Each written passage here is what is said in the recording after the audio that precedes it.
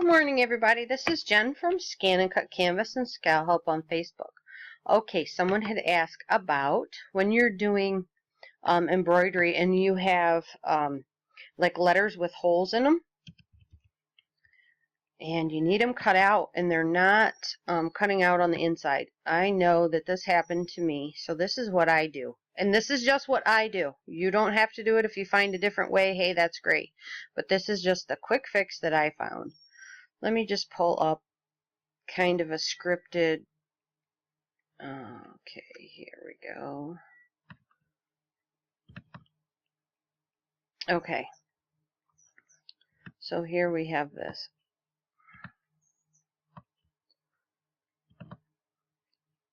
Okay, so let's come to the color, and we're going to click on it because we want this to be applique, and we'll do applique position. It's at 2, so I want to save all, and projects, we'll put in boot. Okay, and yes, we'll replace it. Okay, so now, oops, let's decrease this, and let's pull up our shortcuts a lot. What am I doing? SVG, boo. Okay, so this is what it looks like. This is what our applique pieces will look like. And I'm not cutting this, I just want to show it to you. So here I am blowing it up a little bit. Okay, so well, what can I do here? Well, you're going to have to place one of these items from our library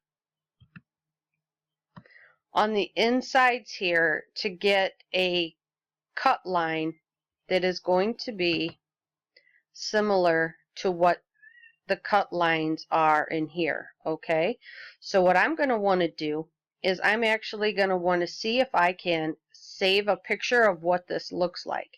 If you don't have a way to save a photo, what you want to do, let me see if I can pull this down here. See this little screen snip tool? You're going to want to grab it. Okay, I have mine saved down at the bottom here because I use this an awful lot. Okay, to capture screenshots for you guys and things like that. Alright, let's see if I can pop this back up here now. There we go, there it comes up. And you just click new. And you capture what this is going to look like. Okay, now remember, when you take it over to Shortcuts a Lot, do not resize it like I did. I did it just so that you could see what I'm doing, but you do not want to resize it. I'm just going to save it as a 1. Okay, so now I can close that out. I can lower that. File, place my image, Facebook, PNG files 1. And that's going to place this image right here. Okay. So now this, for you, it will be your normal size because you do not resize it. Okay. So now I'm going to come in here and I'm going to get something that's going to be close to what this looks like. And it doesn't have to be exact, remember, because you can take your scissors and trim according to what it needs. Because usually when we do an applique, we have to trim a little bit anyhow at that when we're done sewing or stitching. So sewing. It's early in the morning and my brain is fried. Still. Hopefully this doesn't shut down. It's been kind of acting a little funny on me lately. Okay. So that looks decent, but I'm going to bring it up here just a little bit more. Down. Because you don't want to take away too much so that your stitches are not going to catch. Alright, so that looks good. I'm actually going to object, duplicate it.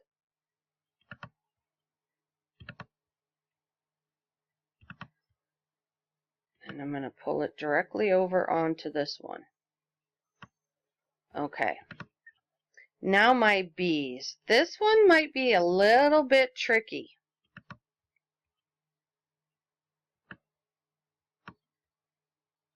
And instead of turning that, I'm going to come here and do it this way so that I know it's going to stand at a 90-degree angle from what it was. And remember, it does not have to be perfect because you can get in there and trim with your little embroidery scissors.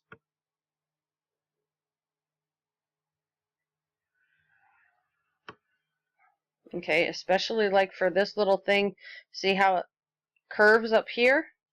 Well, you can do some node editing and achieve that, and I'll show you that in a minute here. Or you can do it with the scissors once it is already stitched out. And to me, that is what I would much rather do. I would much rather have too much material left than not enough. Okay, so let's see. Object, duplicate. This time we'll put it below it. Okay. And we'll pop this little guy down here because I want it directly below. Maybe not that far down. Right there. I'm going to pull it down. And I'm going to pull it back out. Okay. So there we go.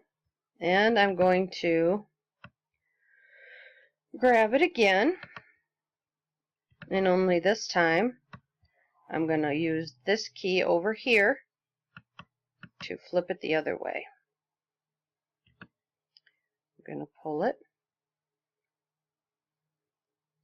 Don't want to take too much off because I want to be able to have enough there when I stitch.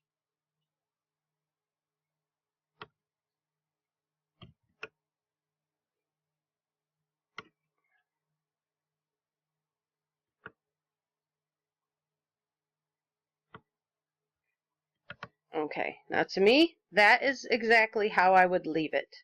I would just let it go like that. Now this one you can come in and you can do some node editing. I would not do that. Okay? Alright, so now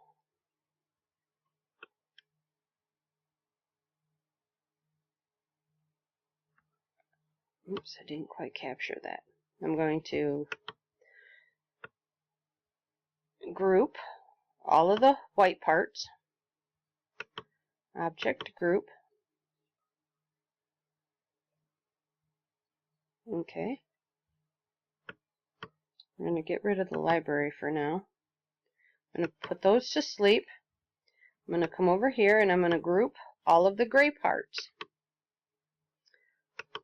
Okay, they're already grouped. Good. So now let's bring the white parts back. I'm going to highlight them all. Come to path. A back minus front. So that's going to burn that through there. There we go. So there is my applique pieces that I will send to the cutter, have them cut out. Okay? And you can do this only if you want to. If you don't want that whole solid piece to be cut out, alright, you can make this smaller. Alright, you don't have to have such big circles. This is just an idea to give you on how to get these insides to be cut. You could have put up, let me bring it up here. You could have put a smaller oval on the inside here. You know, if you didn't feel comfortable with a one that's that big, you could have started with a small one like this and just had it cut like that. It's whatever you prefer. Okay? So there you go. That is how I go about cutting out appliques that are not cut. When I come here to Embrilliance and I make something up or I save my files into an FCM, before I ever take them to my ScanNCut, I actually really do bring them over here to Scal to check them out, just to see what it looks like before I cut it. Because if I get to my ScanNCut and I notice, oh man, something's wrong, it just saves me a trip. I know if I have it in here, then I can adjust it and then fire it over to the ScanNCut. Alright guys, hopefully this helps you. If you have any questions, you can find me over at ScanNCut, Canvas, and Scal Help on Facebook. Thanks a lot, guys.